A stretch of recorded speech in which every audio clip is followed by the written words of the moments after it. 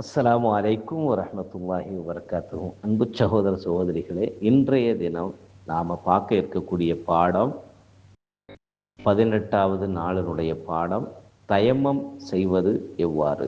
அது சம்பந்தமான சட்டத்திட்டங்களை நாம் இன்று பார்க்க இருக்கிறோம்.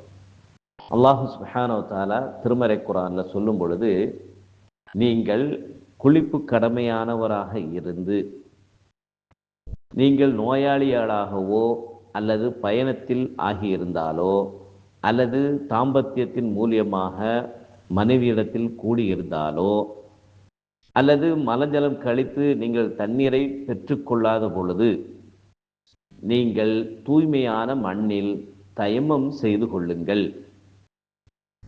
உங்களுடைய முகங்களையும் கைகளையும் தடவிக்கொள்ளுங்கள். அல்லாஹ் உங்கள் மீது எந்த ஒரு சிரமத்தையும் ஏற்படுத்த விரும்பவில்லை. மாறாக அவன் உங்களை மனதளவிலும் வெளிப்புற அளவிலும் உங்களை தூய்மைப்படுத்தவே அல்லாஹ் விரும்புகிறான். இது குர்ஆனுடைய செய்தி. தயம்மம் அப்படின்னு சொன்னா ஒலு என்ற சொல்லிற்கு மாற்று ஏற்பாடாக தயம்மம் என்ற ஒரு சுத்தம் செய்து கொள்கின்ற முறை இருக்கிறது. தயம்மம் எப்போது செய்யலாம்? தண்ணீர் அறவே கிடைக்காத பொழுது, அல்லது தண்ணீர் இருந்து அது குடிப்பதற்கு மட்டும்தான் இருக்கிறது என்ற மாதிரியான சூழ்நிலையின் போது, அல்லது தண்ணீரை உபயோகிப்பதன் மூலியமாக தனக்கு ஏதேனும் தீங்கு ஏற்படும், நோய் வரலாம் அல்லது முற்றலாம், அதிகரிக்கலாம், காயம் ஏற்பட்டு இருந்தால் அல்லது நம்ம உடல் எரிஞ்சு போச்சு, இது போன்ற சந்தர்ப்பங்களாக இருந்தாலும் சரி, தண்ணீர் கடுமையான குளிராக இருக்கக்கூடிய சந்தர்ப்பம், அதை நமக்கு சூடு பண்ணுறதுக்கான சூழ்நிலை வாய்ப்பு இல்லை என்று இருக்கும் பொழுதும், அதுபோல் தண்ணீர் இருக்கு ஆனால் அதில் யூஸ் பண்ணுறதுல ஆபத்து இருக்கு, எதிரிகளுடைய அச்சம் இருக்கிறது, அல்லது தண்ணீரில் உயிர் கொல்லி பூச்சிகள், விலங்குகள், உயிரினங்கள் அதில் இருக்குது என்று இருந்தால், இது போன்ற சூழ்நிலைகளில் தண்ணீரில் ஒலு செய்வதற்கு பதிலாக தூய்மையான மண்ணில் அல்லது மண் கலவை கலந்திருக்கக்கூடிய சுவற்றில், களிமண் சுவற்றில், இன்னும் பிற இடங்கள்ல, அதாவது மண் எதெல்லாம் கலந்திருக்கோ அதில் சிறந்தது தூய்மையான மண்ணில் நாம் தயமம் செய்து கொள்ளணும். சரி, இந்த சந்தர்ப்பங்களில் தயமம் செஞ்சுக்கிடணும். இந்த தயமம் என்பது ஒலுவுக்கு பகரமாக பயன்படுத்தக்கூடிய ஒன்று.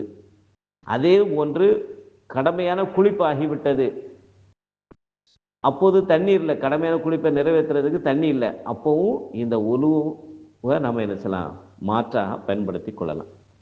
சரி, இப்போ வாங்க, தயமம் செய்வதற்கான முறைகள் என்ன?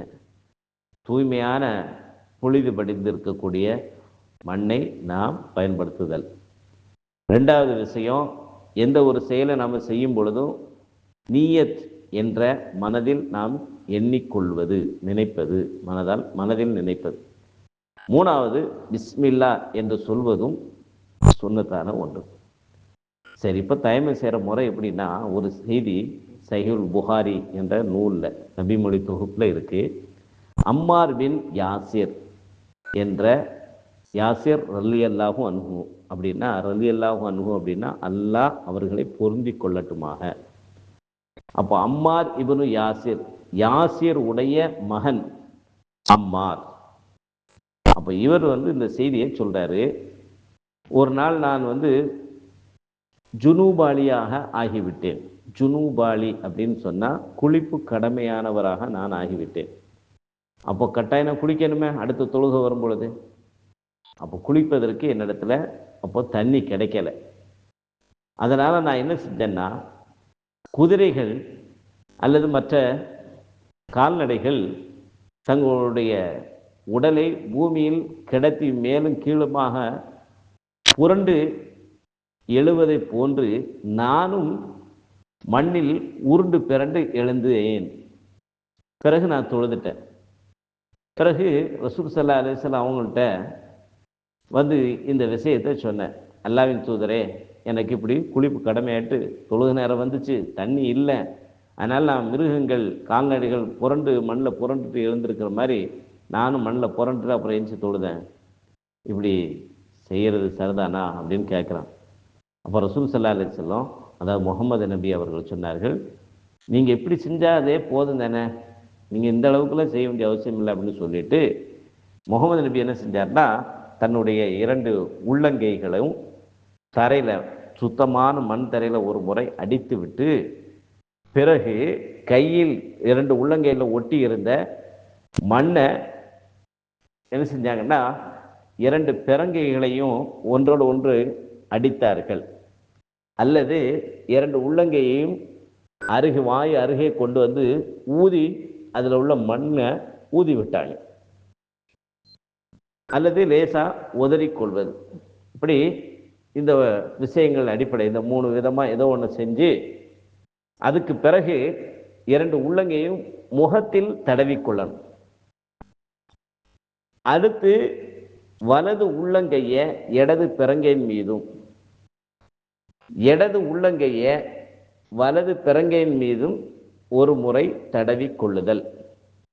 இதுதான் தயம்மம் செய்கிற முறை.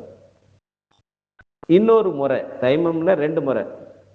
தரையில் மண் தரையில் 2 உள்ளங்கையில் அடிச்சுட்டு உள்ளங்கையில் உள்ள மண்ணை ஊதுவதோ அல்லது ஒரு லேசாக உதறி கொள்வதோ அல்லது 2 பிறங்கைகளை தட்டி மண்ணை என கையிலிருந்து போக்கிக் கொள்வது. அதன் பிறகு ஃபஸ்ட்டு முகத்தில் தடவாமல் முதல்ல வலது உள்ளங்கையில் ஒட்டியிருக்கக்கூடிய மண்ணை கொண்டு இடது பிறங்கையின் மீதும், பிறகு இடது உள்ளங்கையை வலது கையினுடைய பிறங்கையின் மீது தடவி விட்டு, அதுக்கு பிறகு முகத்தில் ஒரு முறை தடவி கொள்வது. இந்த 2 முறையில் எதை செஞ்சாலும் தயமம் கூடிரும். இவ்வாறு தயமம் செய்கிற முறை என்பதை நம்ம புரிஞ்சுக்கணும். அடுத்து என்ன விஷயம் அப்படின்னா, நாம் செஞ்ச இந்த தயமம் எதனால் முறியும் அப்படின்னு சொன்னால், நாம் ஏற்கனவே சொன்ன மாதிரி ஒலுவை முறிக்கக்கூடிய காரியங்கள் என்னென்ன இருக்குதோ, எதுவெல்லாம் குளிப்பை கடமையாக்குமோ அந்த செயல்கள் எல்லாத்துக்கும் பகரமா, அல்லது எதுவெல்லாம் ஒலுவை முறிக்கக்கூடிய காரியங்கள் எதுவோ, கடமையான குளிப்பை உருவாக்கக்கூடிய காரியங்கள் எதுவோ, இதுவெல்லாம் நம்மள்கிட்ட நிகழ்ந்து விட்டது என்று சொன்னால் அப்போ தயமம் முறிஞ்சிடும். தயமம் செஞ்சதுக்கு பிறகு ஒலுவை முறிக்கக்கூடிய காரியங்கள் என்கிட்ட நிகழ்ந்திருந்தா, தயமம் செஞ்சதுக்கு பிறகு கடமையான குளிப்பை ஆக்கக்கூடிய காரியங்கள் என் மூலியமாக நிகழ்ந்திருந்தால் அப்போ ஒலுவும் தயமமும் என்ன செஞ்சிடும், செஞ்ச தயமமும் முறிந்து விடும். அடுத்து தயமம் செய்கிறது எப்போ செய்வோம், தண்ணீர் கிடைக்காத போது. இப்போ தண்ணீர் கிடைச்சிருச்சு, தண்ணீரை யூஸ் பண்ண முடியும் என்று இருக்கும் பொழுது அதுக்கு பிறகு தயமம் செய்யக்கூடாது. அதுக்கு பிறகு தயமம் செய்யக்கூடாது. ஒலு செய்யறதுக்கான தண்ணீரை நம்ம பெற்றுக்கொண்டோம், உடல் தகுதி இருக்குது என்று இருக்கும் பொழுது அப்போ நம்ம தயமம் செய்யக்கூடாது. அப்போ கட்டாயமாக ஒலு தான் செய்யணும். நான் ஏற்கனவே தயமம் செஞ்சு இருந்தேன், ஒலுவும் முறியலை, அந்த தயமும் முறியலை, ஆனால் தண்ணி கிடச்சிருச்சு. அடுத்த வக்து தொழுகை வரும்பொழுது, அடுத்த நேர தொழுகையை நான் அடைந்த பொழுது தயமம் என்னிடத்துல பாழாகலை, தயமம் முறியலை, ஆனால் தண்ணி கிடச்சிருச்சு. இப்போ தண்ணீரை நான் யூஸ் பண்ணுறதுக்கு சிரமம் ஒன்றும் கிடையாது என்று இருந்தால் அப்போ நான் என்ன செய்யணும், எனக்கு தான் தயமம் செஞ்சதுன்னு முறியலையே அப்படின்ட்டு இருக்கக்கூடாது.